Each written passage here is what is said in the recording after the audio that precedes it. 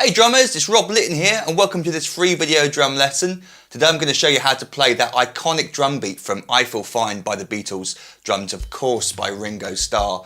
And let it never be said again that Ringo Starr couldn't play the drums or that he was a bad drummer. This goes to show just how much technicality he had with his right hand and his ability to groove. I mean, this is a really tricky drum beat to play up to speed. But what I'm going to do for you today is I've got the PDF that comes with this lesson. You can download it from my website. You'll find a link beneath this video. I've got the simplified version. I've got an actual drum beat, the actual drum beat he plays. I'm going to show you how to play that as well, of course.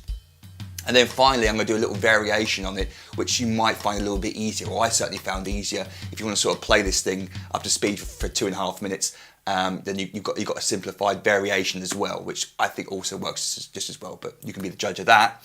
And if you could do me the favour of liking and sharing and commenting on this video, if you appreciate it, if you enjoyed it, then that really helps me out as well.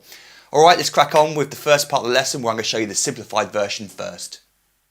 Okay, so what I've got for you first is just basically the skeleton rhythm, the basic rhythm without the faster extra notes which we'll see in a second.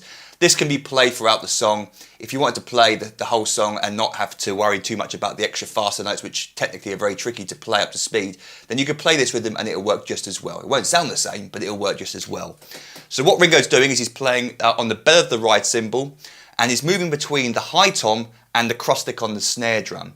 Both bars are exactly the same. Leave out the bass drum for now. What we're playing, or what Ringo plays in my simplified version of it, we're going to play 1, 2 and 3 and 4 and 1 and 2 and 3 and 4 and. The bass drum very simply plays on beat 1 and the and of beat 4, so when you loop it round you get and 1 on the bass drum. It might sound like there's a bass drum being played on beat 3, but there isn't on the actual recording. So we get 1, 2 and 3 and 4 and 1, 2 and 3 and 4 and 1, 2 and 3 and 4 and 1, 2 and 3 and 4 and 1.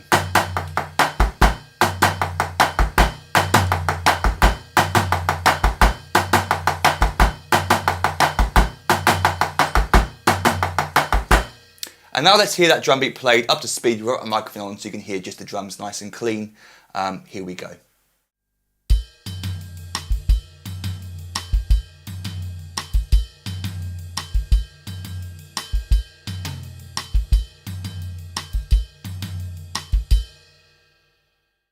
So let's take a look at the actual drum beat now. And really the only difference between the simplified version I just showed you and the actual drum beat is in bar 2. It's those extra notes around the of beat 1.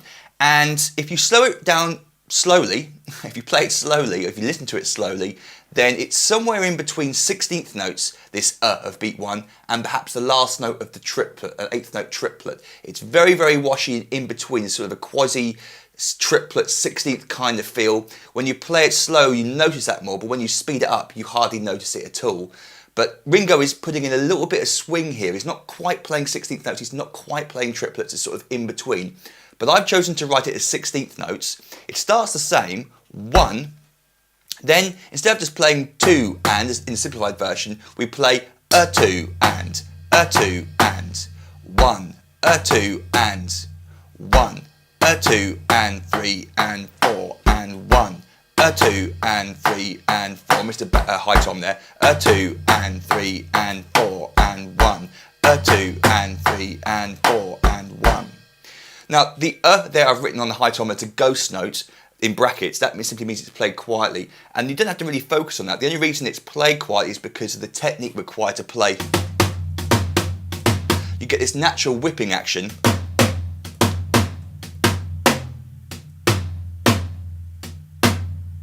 Where that first note, because you're using this upward stroke motion, known as the molar whip, then that high tom note is played slightly quieter. When I try and play it up to speed, I end up just jamming them out. But Ringo's obviously played this beat a million times, something he learnt when he first started playing drumming, I'm guessing, because he's just got it down perfectly. His motion is beautiful. So I'm going to try and replicate that for you up to speed. But the reason that note is in brackets as a ghost note is not because it's important you play it quietly, it's because just the way you're going to whip into it is going to make that note slightly quieter than the 2 ands. So you can play them all in the same volume if you wanted to, because it won't sound quite the same.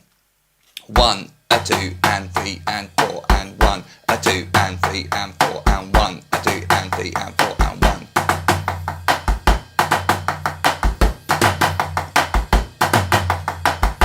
the two bars together. 1, 2 and 3 and 4 and 1, 2 and 3 and 4 and 1, 2 and 3 and 4 and 1, 2 and 3 and 4 and 1.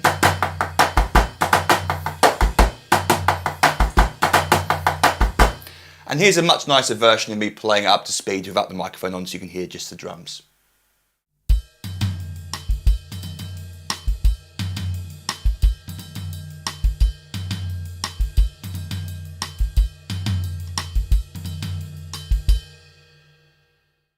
So finally, let's take a look at a variation I came up with. Again, the difference is in the second bar.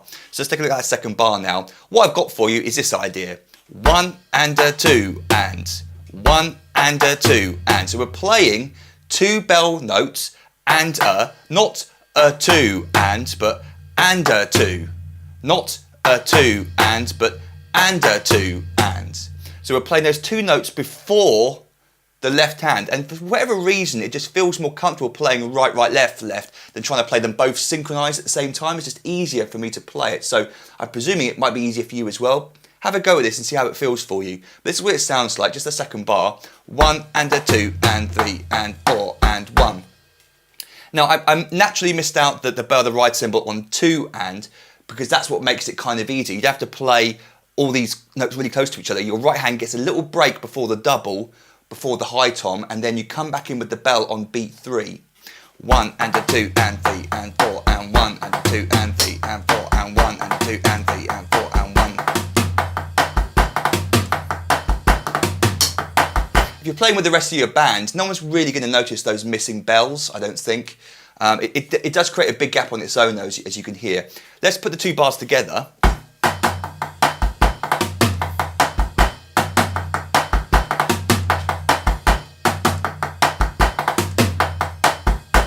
And finally, let's hear that played properly without the mic on.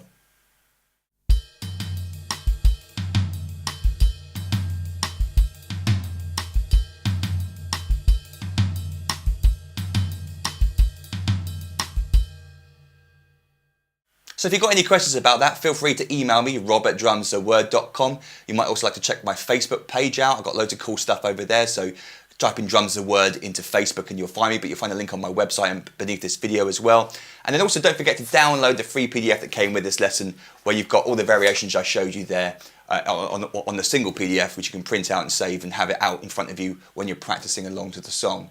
You might also want to consider signing up to my website, drumstheword.com. If you go over to the website now, you'll find a video on the front page of me explaining exactly what you get. But for $97, you get instant online access for a full year to the whole website, giving you access to every single song lesson I've ever recorded. That's over 300 full song lessons now, where I teach you a song from start to finish. Not just in this video where I showed you just the one beat. I show you every single bar, every single fill, every single note from start to finish, a full video drum lesson plus the full PDF drum chart.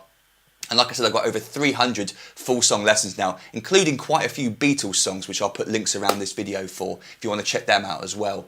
As a thank you for signing up for the $97, I give you access to hundreds more famous videos teaching you famous beats, fills and solos from lots of popular songs. 3 ebooks I've written over the years containing hundreds more famous beats, fills and solos. And then over the year of your subscription, you also gain instant online access to all the new material that I upload for my members. And I record every week unless I'm ill or on holiday. But if you've got any questions about that, feel free to email me, rob@drumstheword.com. I hope you had fun. Have a little bit of a go at practicing this and see how you feel.